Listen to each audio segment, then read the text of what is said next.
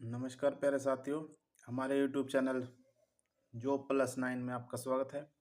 आज हम स्टार्ट करने जा रहे हैं क्लास 1 एस्टेट पीआरटी पीजीटी या टीजीटी। तो फर्स्ट चैप्टर रहेगा विकास की अवधारणा और इसका अधिगम से क्या संबंध है। देखो, अगर वीडियो आपको पसंद आएगी तो इसको चैनल को सब्सक्राइब जरूर कर देना। आगे हम क्लास वाइज जो है थ्योरी कराएंगे और फिर क्लास वाइज ही इसके PYQ कराएंगे। आपकी एस्टेट की बेहतरीन तैयारी करवा दूंगा मैं, ठीक है। मैथ की भी तैयारी करवाएंगे इसमें हम, और सारे सब्जेक्ट लेके चलेंगे। तो फर्स्ट चैप्टर है विकास की अवधारणा और इसका अधिगम से संबंध। बच्चों के विकास का अध्ययन मनोविज्ञान की शाखा से किया जाता है, उसे बाल मनोविज्ञान कहते हैं। संसार के प्रत्येक जीव का विकास गर्भधारण से शुरू होता है और मृत्यु तक चलता रहता है। विकास की यह प्रक्रिया कभी तीव्र तो कभी मंद गति से निरंतर बनी रहती है। ये जो मैंने हाईलाइट किए हुए है ना, इन पे ज़्यादा ध्यान देना आपने। विकास से अभिप्राय शारीरिक, मानसिक, सामाजिक आदि सभी प्रकार के विकास से लिया जाता है। सर्वप्रथम क्यूटेल ने अपने सर्वेक्षण में मानव जीव के शारीरिक, नैतिक, बौद्धिक और संवेदनात्मक परिवर्तनों का भिन्न भिन्न आयु के साथ क्षमता एवं कार्यों के रूप में अध्ययन किया। यानी सबसे पहले किसने किया था? सर्वप्रथम क्यूटेल ने, ठीक है। क्यूटेल को विकासात्मक मनोविज्ञान के जन्मदाता के रूप में भी जाना जाता है। तो आपने ये देख लेना थोड़ा सा, आगे मैंने हाईलाइट किया हुआ है। फिर आगे वृद्धि क्या होती है? वृद्धि और विकास दोनों समान परतें हैं, परंतु वृद्धि और विकास एक दूसरे से भिन्न परतें हैं। वृद्धि का अर्थ आमतौर पर मानव के शरीर के विभिन्न अंगों के विकास तथा उन अंगों की कार्य करने की क्षमता का विकास माना जाता है। यानी हमारे शरीर में जो शरीर के अंग हैं उनकी जब बढ़ोतरी होगी, ग्रोथ होगी, तो उसको वृद्धि बोलेंगे। इसी तरह वृद्धि से अर्थ है शरीर के आकार और भार में वृद्धि। इस प्रकार की वृद्धि में व्यक्तिगत मांसपेशियों की वृद्धि भी शामिल है। तो नेक्स्ट देखते हैं।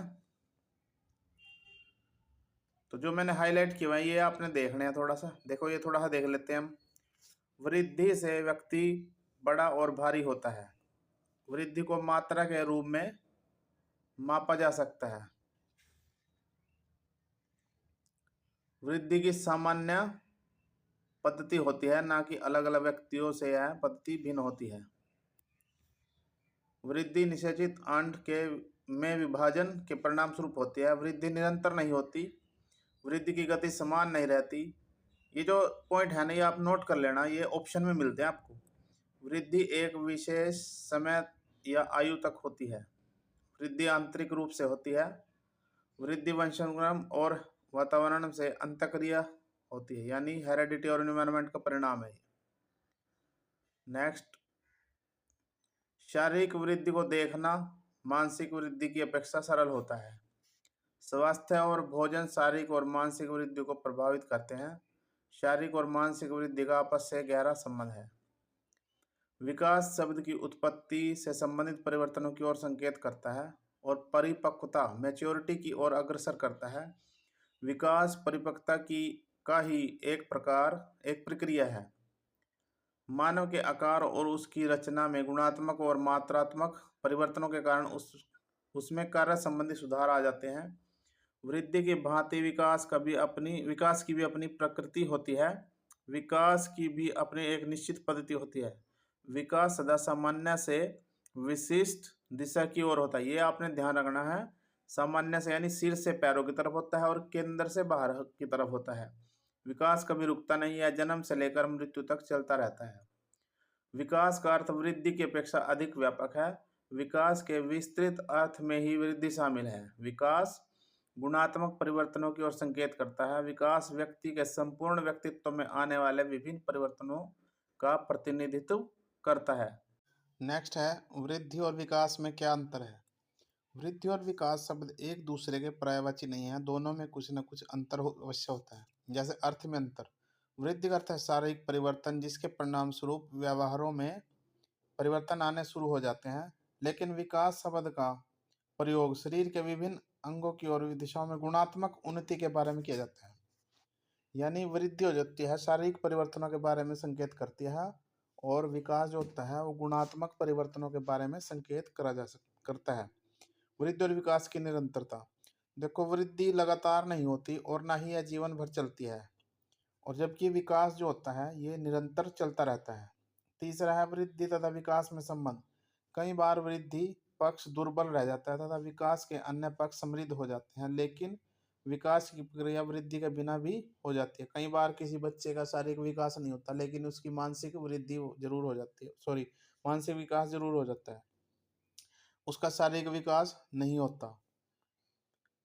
चौथा है विस्तृत और संकीर्ण शब्द। वृद्धि शब्द को संकीर्ण माना गया, यानी एक लिमिटेड होता है, वृद्धि एक टाइम पे आकर रुक जाती है, और विकास जो होता है ये विस्तृत होता है। परिमाणात्मक और गुणात्मक। वृद्धि जो है परिमाणात्मक परिवर्तनों से जुड़ी है, यानी इसको मापा जा सकता है, लेकिन विकास को मापा नहीं जा सकता, यह गुणात्मक परिवर्तन है। वृद्धि और विकास को मापना। वृद्धि को मापा जा सकता है, लेकिन विकास की प्रक्रिया के अंतर्गत होने वाले परिवर्तनों को मापना ही कठिन नहीं, असंभव भी है। तो ये देख लेना थोड़ा सा, ये मैं इम्पोर्टेंट, इसमें इम्पोर्टेंट ही कराऊंगा मैं, ठीक है।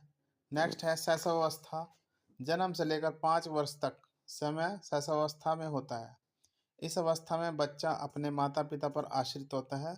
इस वर्ग में बच्चा विभेदीकरण नहीं कर सकता, यानी वो दो चीज़ों के बीच में विभेद नहीं कर सकता।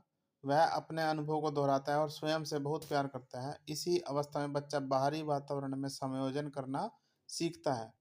शारीरिक वृद्धि और शारीरिक क्रियाएं बहुत तीव्रता से विकसित होती हैं। हरलोक ने क्या कहा है? हरलोक ने शैशवावस्था को अपीलिंग एज कहा है। इस अवधि में बच्चा अपने माता पिता पर पूरी तरह से निर्भर करता है और परिवार का वातावरण बालक के भावी चिंतन तर्क तथा उसके जीवन की शैली को प्रभावित करता है। तो ये देख लेना, थोड़ा सा हाईलाइट किया हुआ है मैंने, ठीक है। अब इधर देखो, इस साइड बाल्यावस्था क्या होती है? बाल्यावस्था शैशवावस्था के बाद बच्चा जिस अवस्था में प्रवेश करता है उसे बाल्यावस्था कहते हैं। इस अवस्था की अवधि 5 से 12 वर्ष होती है। यह मिथ्या परिपक्वता की अवस्था होती है। यह वही अवस्था है जब बच्चा अपने वातावरण पर नियंत्रण पाना सीखता है, उसमें मानसिक स्थिरता भी आती है। इसी अवस्था में समाजीकरण की प्रक्रिया सशक्त रूप से शुरू हो जाती है। गैंग एज इसी अवस्था का दूसरा नाम है। इसी अवस्था में समूह गतिविधियों का विकास भी बहुत तेजी से होता है। तो इसकी कुछ विशेषताएं हैं। शारीरिक विकास की गति धीमी होती है किसमें? बाल्यावस्था में। शारीरिक क्रियाओं को सीखने की प्रक्रिया तेज हो जाती है। बाल्यावस्था में प्रश्न पूछने की शक्ति का विकास हो जाता है, ठीक है। तो ये थोड़ा सा देख लेना आप। अब ये थोड़ा सा नेक्स्ट देखते हैं, अब इम्पोर्टेंट देखेंगे इसमें से। विकास के विभिन्न आयाम। तो सबसे पहला होता है शारीरिक विकास। शारीरिक विकास होता है, फिर होता है मानसिक विकास, थर्ड होता है मानसिक विकास, ये मानसिक सामाजिक विकास, सामाजिक परिधि का विस्तार, ये थोड़ा सा देख लेना आप, ये सामाजिक विकास के ही पार्ट हैं शायद ये। और नेक्स्ट है संवेगात्मक विकास। देखो ये थोड़ा सा इम्पोर्टेंट है। मानव व्यवहार 3 पक्षों के निर्माण से होता है: ज्ञानात्मक पक्ष, भावात्मक पक्ष और क्रियात्मक पक्ष। संवेग का अर्थ। संवेग अंग्रेजी भाषा के शब्द इमोशन का हिंदी अनुवाद है, जो कि लातिनी भाषा के शब्द इमोवियर से बना है, जिसका अर्थ होता है उत्तेजित करना, हलचल मचाना या उथल पुथल करना। वुडवर्थ के अनुसार संवेग किसी शरीर के उत्तेजित होने की अवस्था है। तो ये डेफिनेशन जरूर देख लेना आप किसकी? वुडवर्थ की। नेक्स्ट है संवेग के प्रकार। संवेग जो है ये देखा है, सकारात्मक संवेग होता है पॉजिटिव, नकारात्मक संवेग, प्राथमिक संवेग, आत्मूल्यांकन के प्रति से संबंधित संवेग, दूसरे व्यक्ति से संबंधित संवेग। ये कोई इतना इंपॉर्टेंट नहीं है, लेकिन आपने थोड़ा सा संवेग का अर्थ और किस भाषा से लिया गया ये थोड़ा ध्यान से देखना है। नेक्स्ट है हरलोक ने क्या कहा है? हरलोक के अनुसार स्नायु केंद्रों, स्नायुओं और नर्वस सिस्टम है जो हमारा, मांसपेशियों की समन्वित क्रियाओं के माध्यम से शारीरिक गतियों पर नियंत्रण विकसित करना ही क्रियात्मक या गत्यात्मक विकास है।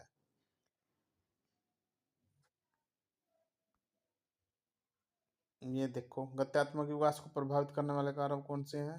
फैक्टर अफेक्टिंग मोटर डेवलपमेंट, पौष्टिक आहार, शारीरिक दशा जैसे बीमारियां, विटामिनों की कमी, ये थोड़ा सा देख लेना आप। मैं इसको थोड़ा सा आगे कर देता हूँ, वीडियो लंबी हो जाएगी। तो ये फर्स्ट चैप्टर में यही कुछ था, और इसके कुछ MCQ मैं नेक्स्ट वीडियो में कराऊंगा, लेकिन जो इसमें इस पेज पे दिए हुए हैं वो मैं करा देता हूँ। जैसे बाल्यकाल शुरू होता है, बाल्यकाल जो है दूसरे वर्ष से लेकर दूसरे वर्ष से लेकर 12 वर्ष तक होता है बाल्यकाल। विकास के लिए निम्नलिखित में कौन सा एक उचित है?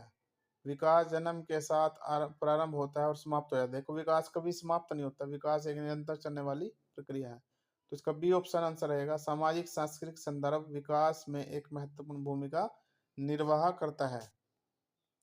थर्ड है, खेल के माध्यम से बालक अपने संवेगों पर नियंत्रण करना सीखता है। तो यह विकास निम्न में से कौन सा है? देखो, HP टेट 2016 में आया क्वेश्चन है। तो यह है संवेगात्मक विकास। तर्क, जिज्ञासा तथा निरीक्षण शक्ति का विकास किस आयु में होता है? तो ये बाल्यकाल यानी 11 वर्ष की आयु में होता है। शिशु का अधिकांश व्यवहार आधारित होता है मूल प्रवृत्ति पर। विद्यार्थियों को विद्यालय में खेल क्यों खेलने चाहिए? सहयोग शारीरिक संतुलन का विकास करेगा। निम्नलिखित में कौन सा एक सही मिलान वाला जोड़ा है? मूल संक्रियात्मक बच्चा साधारण एवं वर्गीकरण करने योग्य होता है। प्राथमिक, देखो इसमें जीन पियाजे के मैंने अभी नहीं कराया है, वो जीन पियाजे वाला सारा चैप्टर अलग से मैं करा दूंगा इसमें, और उसके MCQ भी करेंगे। प्राथमिक अधिगम कर्ताओं 6 से 12 वर्ष की आयु यानी बाल्यावस्था की बात कर रहा है कि एरिक्सन की विकास की अवस्था है परिश्रम बनाम हीनता। शारीरिक विकास का क्षेत्र, ये नेक्स्ट वीडियो में करा दूंगा मैं सारे बचे हुए। तो वीडियो कैसी लगी आपको? लाइक और शेयर सब्सक्राइब जरूर कर दें, क्योंकि मैं सारे चैप्टर वाइज इसमें सारे क्वेश्चन वगैरह करा दूंगा। धन्यवाद।